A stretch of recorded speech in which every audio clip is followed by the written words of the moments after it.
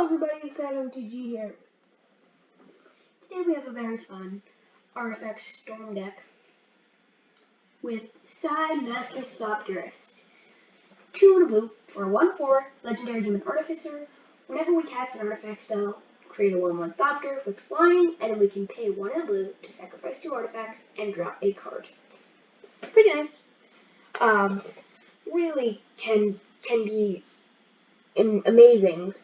And can create so many Thopters, it's not even funny. And then, yeah, so this is basically just a Cheerio Storm deck. Drawing a bunch of cards and beating down our opponents with our Thopter Swarm. So this deck only has one focus, it's just really good. For ramp, we have Soul Ring, Arcane Signet, and Mindstone, which can trigger Psy. Same with Prismatic Lens, Sky Diamond, and Palladium Mirror. We don't need a whole ton of ramp because our mana curve is extremely low. So these are some artifacts that can trigger Psy, or Cheerios, which is Memnite, Ornithopter, Phyrexian Marauder, which we will have XP0. Prophetic Prism replaces itself and can trigger Psy. Shield Sphere, Phyrexian Walker. We don't really care what a lot of these Cheerios do, we just care that they're Cheerios. Steel Wall, just 1 mana 0/4 can be a great blocker. Crashing Drawbridge, 2 mana 0/4, but it can give all our Thopters haste. A Quarter's Shield, a Cheerio. Bonesaw, Chimeric Mass for 0. Claws of Gix, Dark Sphere, Darksteel Relic, and Lodestone. Oh yeah, if you don't know what a Cheerio is, it is a spell that costs 0 mana, and it's called a Cheerio because the 0 mana symbol kind of looks like a Cheerio. So we have Dark Sphere, Darksteel Relic, Lodestone, Fountain of Youth, Gusta's Scepter, Herbal Poultice, Jeweled Amulet, Kite Shield, Lodestone Bauble, Lotus Petal, Paradise Mantle, and Spellbook. Then we have Turmoil Script, Welding Jar versus Bauble, Zuran Orb, Chromatic Star, and a very insane card in this deck, Skull Clamp, which is pretty much an auto-include for a token deck that creates 1/1 tokens. Basically, it can trigger Psy when we cast it, gives +1/-1, we can equip it to one of our Thopters, which automatically kills it, but we do get to draw 2 cards, and we can keep on equipping it over and over again on all our Thopters and keep on drawing cards. It's really insane. We have cards that make our artifacts cost less with Chief Engineer, Etherium Sculptor, Foundry Inspector. Chief Engineer can give our artifact spells Convoke, which our Thopters can tap to reduce the cost. Etherium Sculptor and Foundry Inspector are both artifact creatures, which can trigger Psy and make our artifacts cost 1 less. Jhoira's Familiar, 4 mana 2/2 with flying. Historic spells you cost 1 less to cast. Psy, which is legendary, and our artifacts cost 1 less. Then we have Mycosynth Golem, pretty much a free 4/5, and all of our artifact creatures will pretty much be free. Then we have Semblance Anvil, 3 mana, imprint when it enters the battlefield, we exile a card from our hand. And then spells we cast with that card type, which is artifact, cost 2 less to cast. Then we have our card draw, which is Vedalken Archmage, 2 blue for a 0/2 whenever we cast an artifact, draw a card.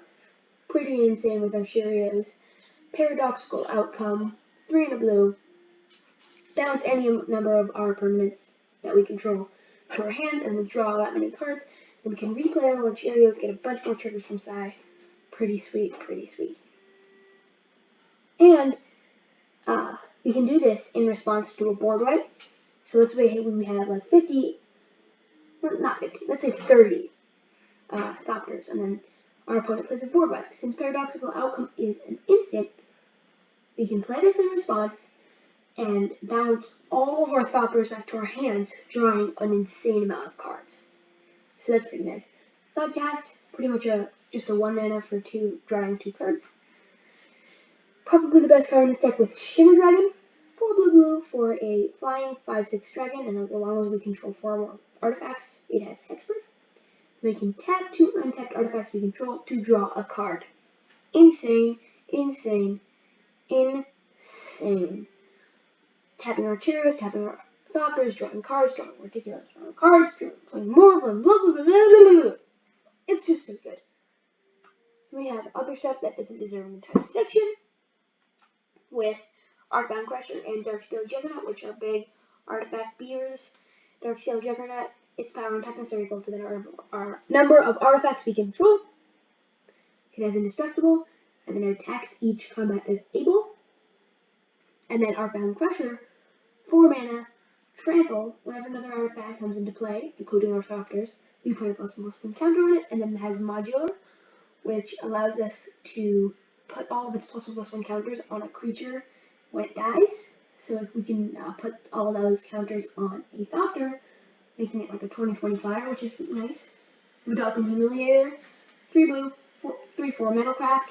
When it attacks, if we control 3 or more artifacts, creatures your opponents control all of them, lose all abilities, and have base power and toughness 1/1, which is pretty nice.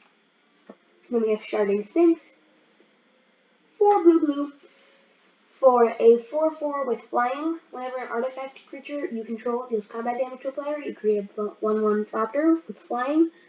So this basically doubles up our Thopters. So when each singular one of our Thopters tokens deals combat damage to a player, we double it. So that's pretty sweet, I have to say. Blue Star, pretty much like a 2 mana, 1,000 with flying, because it costs 1 less for each artifact you control. Pretty sick, and it has some cool art, which I'm a big fan of. Spell Pierce, just a little counter spell, not that great, but it's just in here. And we have Counterspell, Merchant Scroll. Merchant Scroll can get Paradoxical Outcome or one of a counter spell. Then we have Exclude, 2 blue, counter a creature spell to draw a card. Then we have Swiftfoot Boots and Curator's Ward, which each give Sai hexproof. Swiftfoot Boots also gives haste, and Curator's Ward says when Sai leaves the battlefield, if it was historic, we can draw 2 cards. Mechanized Production, we can win with this, but it's very hard because once we play this, we're going to be insanely targeted. Like, we should only probably play this if we're pretty sure we're winning and our opponents are in a very bad position. It says enchant target artifact we control, which is almost definitely going to be a Thopter. And then at the beginning of our upkeep, we create a copy of the Thopter, and then if we control 8 or more Thopters with the same name, we win the game. And we're probably going to have 8 or more Thopters with the same name. So yeah, that's how we can win with that. Stoic Rebuttal, basically Metalcraft, it costs 1 less if we control 3 or more artifacts. Then it becomes a normal 2 mana counterspell, which is pretty nice. Then we have Thopter Spy Network, 2 blue, beginning of our upkeep. If we control an artifact, put a 1/1 Thopter onto the battlefield. And then whenever one of our artifact creatures we control deals combat damage to a player, draw a card. And then we have Steel Overseer, Chief of the Foundry and Master of Etherium.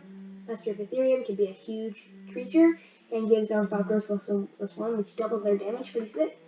Same thing with Chief of the Foundry, and Steel Overseer can repeatedly put +1/+1 counters on each artifact creature we control, which is pretty nice.